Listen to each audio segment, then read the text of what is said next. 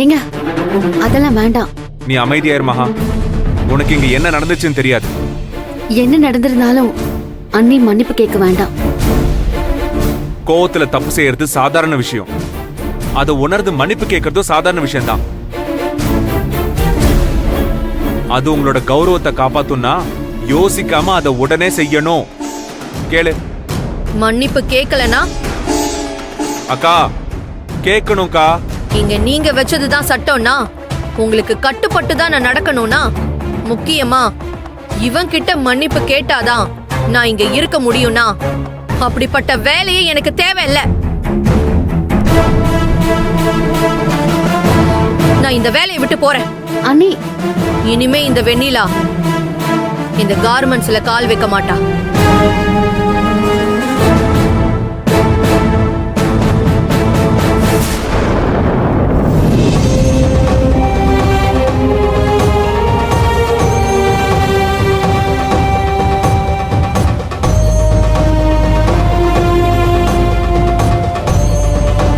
அண்ணியை எதுக்காக எல்லாரும் முன்னாடியும் மன்னிப்பு கேட்க சொன்னீங்க?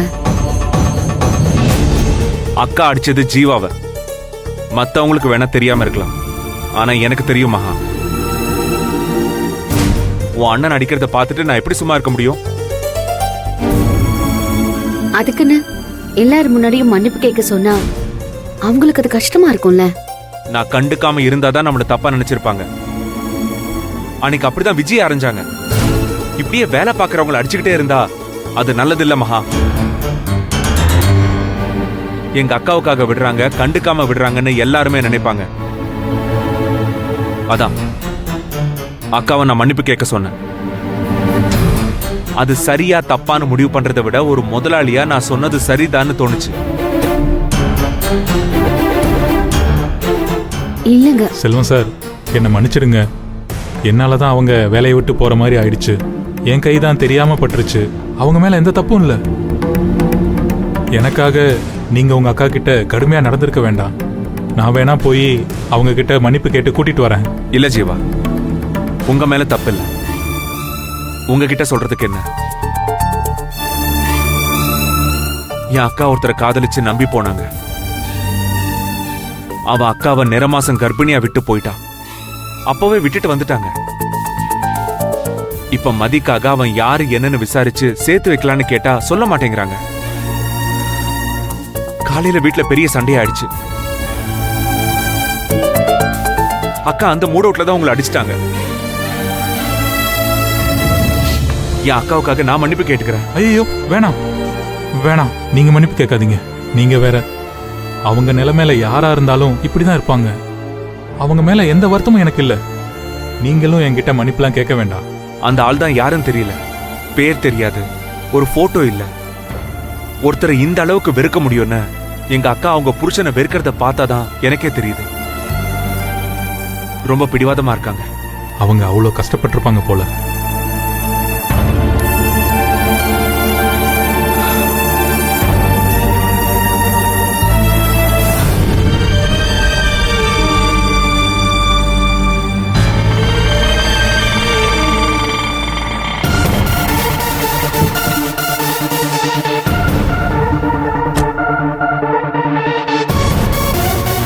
ஷில்பா கொடுத்த அட்ரஸ் தான் இது. உண்மையாவே பெரிய ஆபீஸா தான் இருக்கு. இங்க மட்டும் நான் வேலைக்கு சேர்ந்துட்டேன்னா அப்புறம் ஷில்பா மாதிரி நானும் பெரிய காரு, பெரிய பங்களா, ஃபாரின் ட்ரிப்புன்னு ஒரு பணக்காரியாவே வாழ்வேன். அப்புறம் நானும் இதே மாதிரி ஒரு கம்பெனி ஆரம்பிப்பேன். நானும் பெரிய பிசினஸ் விமன் ஆயிடுவேன்.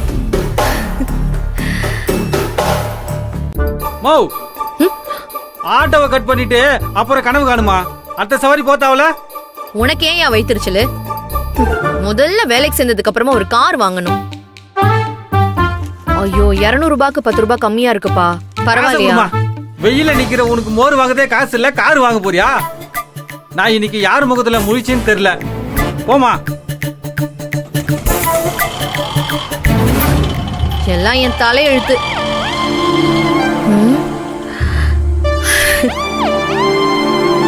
ஆமா மாமா,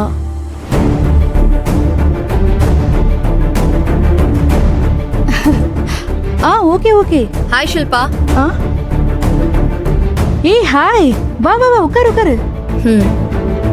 ஆமா, ஃப்ரெஷ் பீஸ் தானே, ரெடி பண்ணிடலாம். கலரா?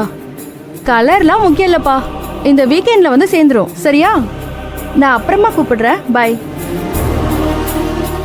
Hey, what a surprise! நீ வருவேன்னு தெரியும், ஆனா இவ்ளோ சீக்கிரம் வருவேன்னு நான் எதிர்பார்க்கவே இல்லை. நீ வந்தது எனக்கு உண்மையிலே எவ்வளவு சந்தோஷமா இருக்கு தெரியுமா? சரி, என்ன சாப்பிடுற? நட்ஸ் உனக்கு ஒன்றும் அலர்ஜி இல்லையே? ஆ, இல்ல. பாலா, அதை வரேன் மேடம். சொல்லுங்க மேடம். மேம்க்கு எல்லா நட்ஸும் போட்டு ஒரு ஷேக் கொண்டு வா. Okay madam. நான் ஃபோன் பண்ணி வேலை கேட்டதும் என் சூழ்நிலைய புரிஞ்சுக்கிட்டு நீ ஓகேன்னு சொன்ன பாரு, அந்த வார்த்தை இருக்கே, அது எனக்கு தந்த நிம்மதி. அதெல்லாம் எந்த வார்த்தையும் சொல்லி புரிய வைக்க முடியாது ஷில்பா. நீ செஞ்சது ரொம்ப பெரிய உதவி. ரொம்ப ரொம்ப ரொம்ப ரொம்ப ரொம்ப தேங்க்ஸ். சி வெண்ணிலா, நம்மள மாதிரி திறமையான பெண்கள்லாம் நிறைய பேர் வீட்டுக்கும் புருஷனுக்கும் பெத்தவங்களுக்கும் சொந்தக்காரங்களுக்கும் பயந்துகிட்டு நம்ம திறமையெல்லாம் வீட்டுக்குள்ளேயே வச்சு ஒண்ணுமே தெரியாம அடிமை மாதிரி வாழ்ந்து செத்து போயிடுறாங்க. இதெல்லாம் நம்ம நல்லதுக்குன்னு தான் இத்தனை நாளா நினைச்சிட்டு இருந்தேன். புல்ஷிட். இங்க பெண்களுக்கு நல்லதுன்னு எந்த சட்டமுமே கிடையாது.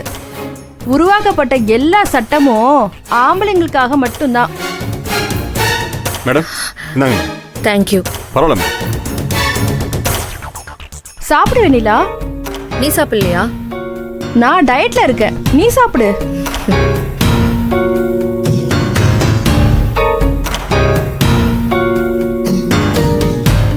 என் புருஷனை மீறி நான் வெளியில வந்த பிறகுதான் என்னால இவ்ளோ விஷயங்களை சாதிக்க முடிஞ்சது. அவன் கூட இருந்த வரைக்கும் சாப்பாடு சமையல மட்டும்தான் நான் யோசிச்சுக்கிட்டு இருந்தேன். ஷில்பா, எனக்கு என் பொண்ணை நல்லபடியா வளர்க்கணும்.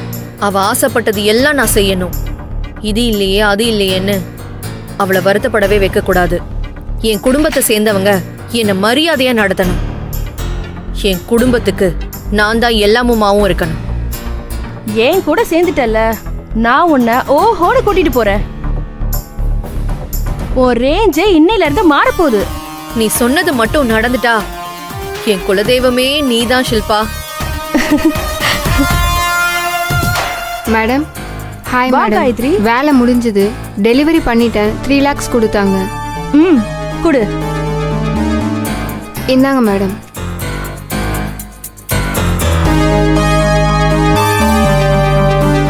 இந்தா, இதுல 2 லட்சம் இருக்கு. உன் உழைப்புக்கு கிடைச்ச பரிசு. என்ஜாய் பண்ணு. Thank you madam.